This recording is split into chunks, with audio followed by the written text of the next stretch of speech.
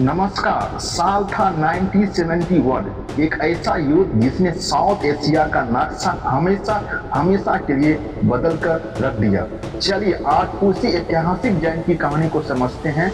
एक ऐसी कहानी जिसने एक नए देश को जन्म दिया। नंबर स्क्रीन पर दिख रहा है 93,000। यह सिर्फ एक नंबर नहीं है, यह एक तस्वीर है।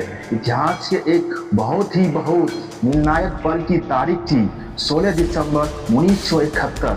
वही दिन जब ढाका में 93,000 से भी ज्यादा पाकिस्तानी सैनिकों ने अपना हथियार डाल दिए थे। सोचकर देखिए, मिलिट्री इतिहास में इतना बड़ा सरेंडर यह सबसे बड़ा आत्मसमर्पण में से एक माना जाता है। लेकिन सवाल यह है कि आखिर ऐसी नौबत आ ही क्यों?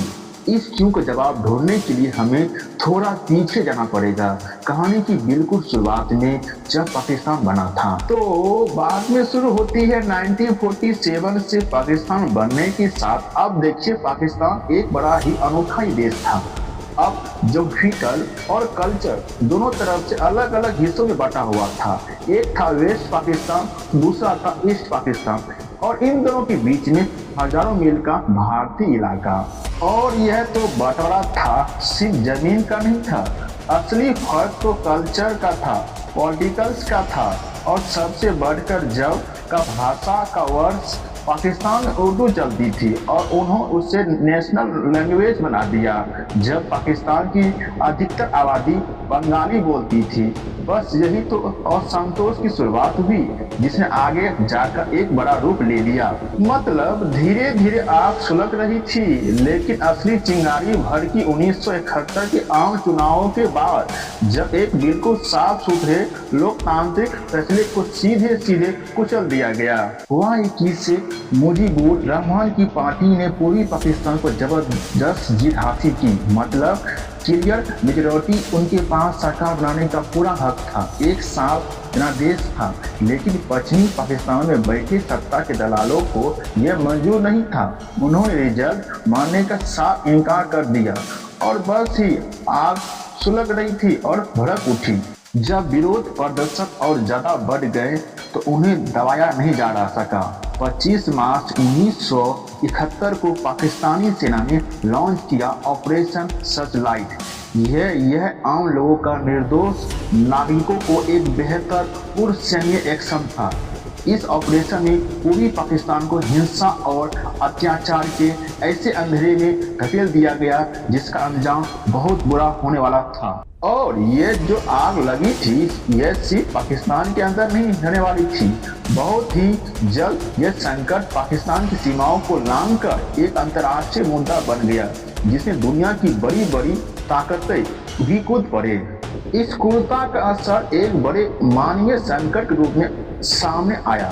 ये नंबर देखिए, 1 करोड़, लगभग 1 करोड़ लोग अपनी जान बचाने के लिए अपना सब कुछ, घर बार, जमीन जायदाद छोड़कर पड़ोसी देश भारत में शरण लेने का मजबूर हो गए। इस संकट को पैमाने की कल्पना कीजिए। तो अब मैदान में ग्लोबल प्लस भी आने लगे, तनाव बढ़ने लगा, तो सुपर पावर ने भी अपना अपना पक्ष चुन लिए। एक तरफ अमेरिका और चीन थे, और जो पाकिस्तान की सपोर्ट कर रहे थे। इसके जवाब में भारत ने एक बहुत ही स्मार्ट रणनीतिक चाल चली। अगस्त 1971 में भारत ने सोवियत संघ यानी यूएसएसआर के साथ एक शांति और दोस्ती की संधि साइन की। इस एक समय में पूरी भू राजनीतिक संतुलन को तो आप मंच पूरी तरह सेट हो चुका था, और आखिरकार यह तनाव एक पूर्ण रूप से युद्ध में बदल गया। एक ऐसा युद्ध जो लंबा नहीं चला, लेकिन बहुत ही तेज और निर्णायक था। 3 दिसंबर 1971 के इस दिन पाकिस्तान ने भारत पर हवाई हमले कर औपचारिक रूप से जंग का ऐलान कर दिया। लेकिन भारत का जवाब बहुत ही तेज और बहुत ही प्रभावी था।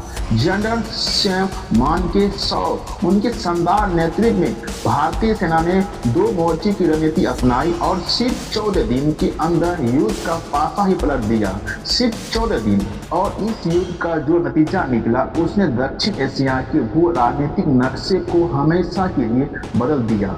एक नक्शा नया बना, ये नई सच्चाई की दुनिया के सामने आई। इस जंग में सबसे बड़ा ऐतिहासिक परिणाम क्या था? एक नए आजाद देश का जन्म बांग्लादेश, लाखों लोग की कुर्बानी और संघर्ष के बाद टूटी पाकिस्तान अब इतिहास के पन्नों में दफन हो चुका था। लेकिन हाँ, इस जीत का एक कीमत थी। इसके पीछे था भारतीय सैनिकों का बेजोड़ साहस, उनकी हिम्मत और उनका बलिदान। उनकी इस असाधारण बहादुर को पूरे देश को सलाम किया। ढेरों वीरता पुरस्कार दिए गए, जिसमें 4 परमवीर चक्र भी शामिल थे, जो भारत का सबसे बड़ा सैन्य सम्मान है। जंग खत्म हुई और उसके अगले साल प्रधानमंत्री इंदिरा गांधी और पाकिस्तान के राष्ट्रपति जुल्फिकार अली भुट्टो ने शिमला में मिले।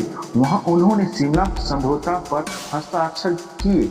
इस समझौते ने न सिर्फ इस लड़ाई को औपचारिक रूप से खत्म किए, बल्कि आगे के लिए भविष्य के लिए शांति और स्थिरता की एक नई नींव भी रखी। तो आखिर में हमने देखे कि 1971 की जंग सिर्फ एक सैन्य जीत की कहानी नहीं है, बिल्कुल नहीं है। यह उससे कहीं बढ़कर है। यह न्याय की जीत है, आज़ादी की जीत है, इंसानियत की मानवीय गरिमा की जीत का एक बहुत शक्तिशाली प्रतीक है। और ये हम सबको एक बात याद दिलाती है कि असली जीत हथियारों से नहीं, बल्कि इंसाफ और आज़ादी के जैसे असूलों से मिलती है।